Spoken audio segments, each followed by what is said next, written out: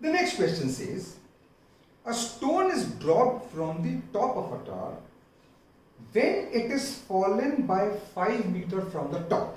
We don't know what is the height of the tower, but it has fallen for 5 meters. Another stone is dropped from a point 25 meters below the top. Top is this. The particle is dropped. The moment it covers 5 meters, that moment, another particle from a point 25 meters below the upper point is dropped. Now these two reach the ground at the same time. Calculate the height of the tower from the ground. Let's begin. You see, this is the tower in consideration. This is the first which is dropped, and it comes to a distance of, let's say, 5 meters. Another one is here, which is 25 meters below, and it is dropped. Let's call this point A, let's O, this point A, this point B, let's call this point C, that's ground. Now, this particle as it reaches here, now the time taken by this particle to complete this whole distance and this particle to complete only this much distance is same. Let's say this distance, the total distance, let's say B, let's say H. Keep it. Now, this distance dear is definitely 20. Definitely 20. The first stone is starting from A and covering a distance. Let's call it S1 for the time being. The second stone is starting from here and covering a distance S2, let it be. And the difference between S1 and S2 is 20. Keep that in mind. Let's try and solve this. We are supposed to get the whole H. Or what we can do is, if we can simply get S2, we know this is 20, this is 25. So 25 plus S2 can also serve the purpose. Let me explain this one more time. पहला object यहां से जब गिरा तो वो 5 metre गिरा, मुझे नहीं पता कितनी देर लगी, लेकिन जब वो 5 मीटर गिरा उसके बाद वो जितनी देर लगी गिरने में, एक टाइम वो ले लीजिए।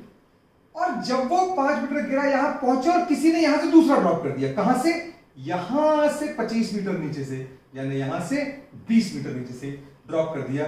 ये भी चला, ये भी चला। हालांकि इसकी स्पीड बढ़ चुकी थी ऑलरेडी, तो इसको गिरने में 1 सेकंड लगा, अगर 30 सेकंड लगे, इसको गिरने में भी 30 सेकंड लगे। That's the whole question. To find out actually S2, we'll add 25 to S2, we'll get the whole height.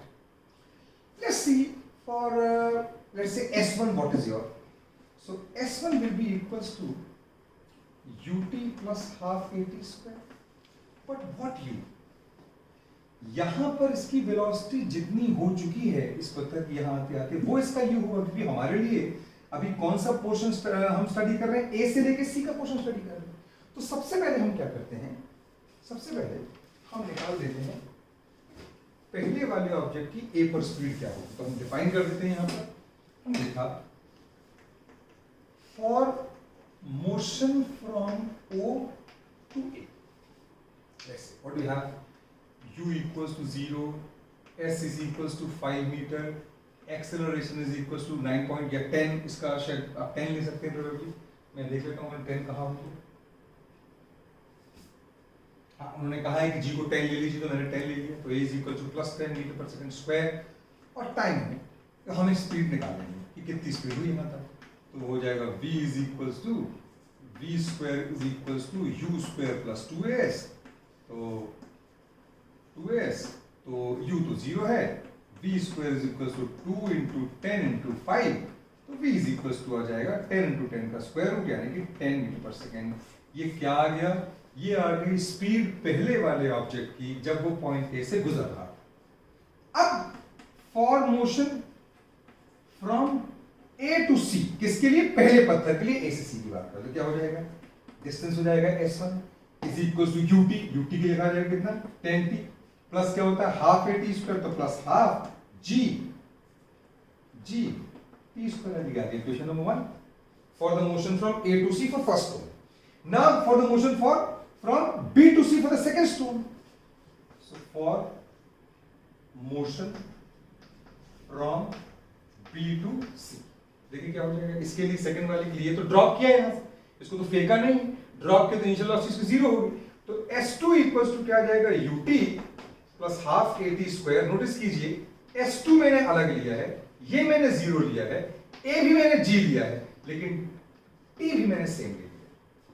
देखिए u जो है जीरो है, यहां पर u10 अलग लिया है, यहाँ S1 है, S2 है, अलग लिया है, एक्सेलरेशन तो खैर सेम होता ही है, लेकिन टाइम सेम क्यों लिया, क्योंकि जितनी देर में यहां से यहां तक गिरा उतनी देर में ये यहां से यहां तक टाइम सेम लिया। अब देखिए S1 is equal to 10t plus half gt square और S2 is equal to half gt square है, इसका मतलब है आप इसे 1 ले लें, इसे 2 ले लें और सब्ट्रैक्ट कर दें, तो आपके पास आ जाएगा S1 minus S2 is equal to 10t, लेकिन S1 माइनस S2 20 है, हमको पता है, इसका मतलब क्या हो गया, 20 is equal to 10t, t is equal to आ गया 2 सेकेंड्स। अच्छा, अगर t 2 सेकेंड्स आ गया, इसका मतलब है कि हम S2 निकाल सकते हैं, S2 का वैल्यू क्या, half gt square, so now S2 is equals to half into 10 into 2 square, that is 4. So S2 is equals to 20 meters. And building's height is S2 plus 25, because this is 25. You have 20 plus 25, that's 45 meters. So that is your answer for this question. I'm sure आपको समझ में आ गया होगा कैसे किया।